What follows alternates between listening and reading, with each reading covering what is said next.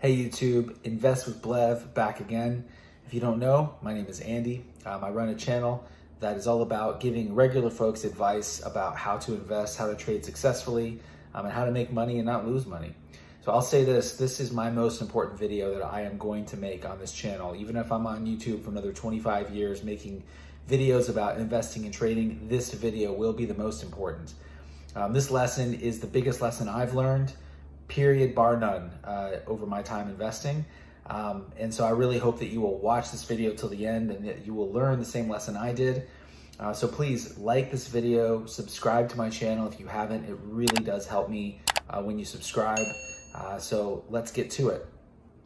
So let me ask you a question. Have you ever looked at the market on any given day and thought, why is the market up today? Why is the market down today? The market went the opposite direction it was supposed to, or this whole thing is rigged. I don't understand why it's moving in this direction. So I think that many of us have been in that position, and this lesson is all about the answer to that question. The answer to that question is summed up in one character invented by Mr. Benjamin Graham, and his name is Mr. Market. All right, everybody, so this video is going to be broken into two sections. The first is who is Mr. Market and why did Benjamin Graham create this persona to explain it. And the second is why does it matter and how do you need to be thinking and using this concept in your investing and trading. So without any further ado, let's get started. Hey, before I get into it, I gotta give a shout out to this shirt. This is my Matsumoto's shirt. If you've ever been to Hawaii's North Shore, you know about Matsumoto's, the finest shave ice in the world. So one of the first things that's important to think about is why did Benjamin Graham invent Mr. Market? So Benjamin Graham wrote this book, got it right here, The Intelligent Investor, published this thing in 1949, and believe it or not, already in 1949, it was a real problem to really understand why the market was going up and down. This was before, high-speed trading, before the internet, way before the internet, before mobile phones. Like, it was so much simpler then, and already this was a problem. So there are challenges that have been created and opportunities that have been created by technology, but what I'm talking about today has nothing to do with technology. So Mr. Market is Benjamin Graham's way of explaining why the market goes up and down so much, and he casts Mr. Market as a salesman that comes to your door every day. Thing is, he is a bad salesman. He is not good at his job. And so every day when he comes to your door, he'll offer you some goods at a certain price. Not only is he not a good salesman, he's actually not very smart. So one of the main problems with Mr. Market, what's up, dude? What's up? What do you think about Mr. Market? Do not lick my face. So my dogs, they love Mr. Market because they actually share a lot of similarities. They're not super smart. I mean, they're smart for dogs. Jeez, but they're not super smart. And Mr. Market is also not very smart. Mr. Market does not actually even understand the price of what he's selling. One day he'll come and he'll offer you, a company for $100. And the next day he'll come and offer you a company for $50.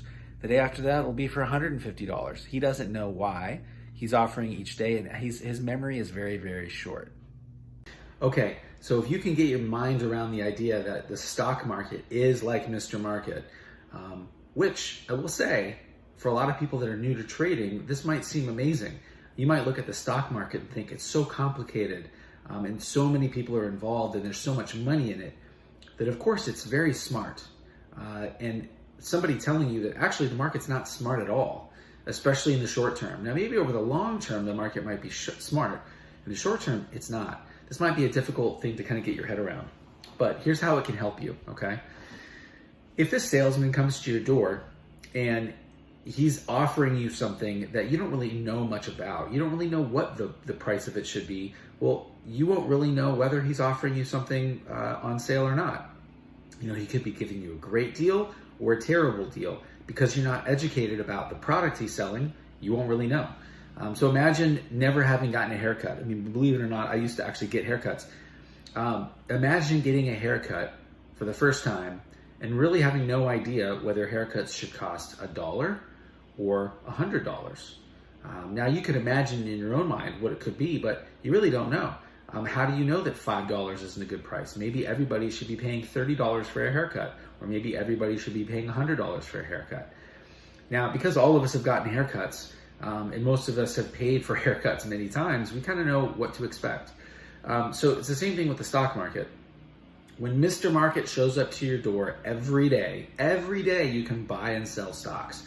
When he shows up to your door, if you understand what you're buying, if you understand, for example, a specific stock, let's take GSB. I just recently did a video on GSB, and I explained what I thought a good price is and what I thought a bad price would be. So when Mr. Market comes to your door, if you know the products, you can discern whether he's offering them at a good price or not. And guess what?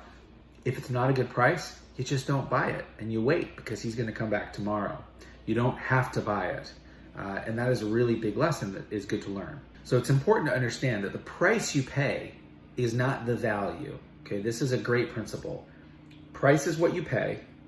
Value is what you get. And I'm here to tell you that you can buy stocks that have a very high value for a very low price.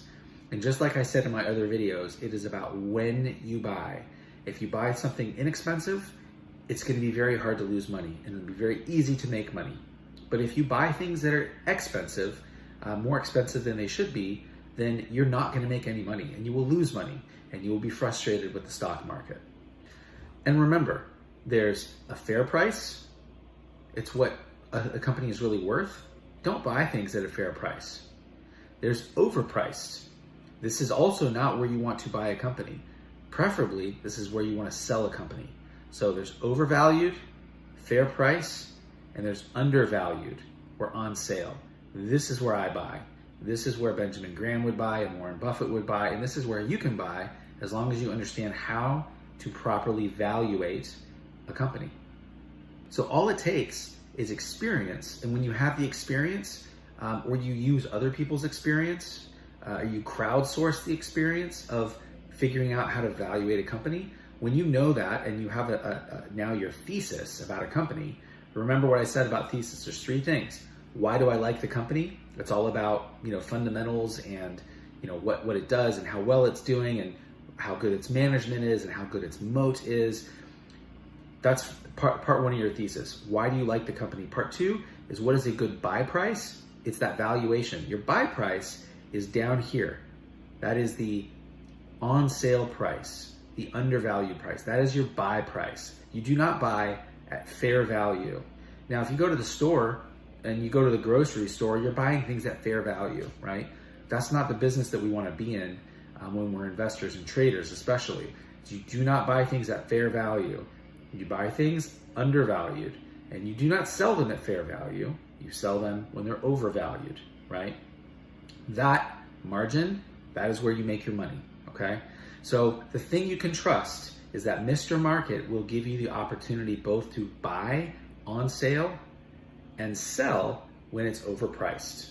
So what does this mean for the trader and the investor on a day-to-day and week-to-week basis? It means that volatility, swings in the market, these are actually good things. This is not bad. It is not bad when the market is going up and down, because volatility, that swing up and down, is what gives you a chance to buy things that are mispriced. Here's a good example. Let's say you're going to buy a car, and you go to the dealership and you walk the lot on a Friday, and you find a car that you like. It's a Honda Accord, whatever, and you like it, and it costs $20,000. What if you knew that every single day you walk back on that lot, the price will be different, and it will be somewhat random based on a lot of various factors, and frankly, a lot of just emotion? Would you buy it, or would you wait, and would you look and come back on a Monday and on a Tuesday, and then you come up back on a Wednesday, and suddenly it's not $20,000 anymore. Maybe $20,000 is fair price. Now it's $11,500. Why? Just make sure that it's not like somebody is torn up the interior, or the tires are falling off, or there's no engine in the car. That's what learning about fundamentals is. As long as the car is fine, it's the same car that you saw on Friday, but now it's way cheaper. Now you can buy your car on sale. Okay, so I don't want to make this video too long because I think the principle is actually pretty basic. If you want to learn more about Mr. Market, I highly recommend you read chapter 8 of this bad boy right here. As a matter of fact, I'll go ahead and put this a little Amazon link in the description. Here's the thing, the only thing you need to take away from this, if you're gonna literally be buying or selling stocks tomorrow, is this. You need to understand what a good price for whatever stock you're buying is. And the only way to do that is to do a little bit of research and learn how to evaluate a stock. If it's not a good price, don't buy it. It doesn't matter if everybody else is buying it. It doesn't matter if it's Tesla and it's at $1,500 a share and somebody told you it's gonna go to 5,000. Maybe it will. Maybe it goes to 800 and you lose half your money. You need to know what is a fair price, what is an overprice, and what is underpriced. And do not give in and buy things at fair price. The way you're gonna make a lot of money doing this is by only buying things on sale. So if you enjoyed this video, please subscribe to my channel. It really helps. Hit that like button. Leave a comment if you ever heard of Mr. Market. How do you handle it when the market swings? And really, if you want me to cover any other questions, just ask a question and I will make a video about it. So again, thank you. Love to everybody.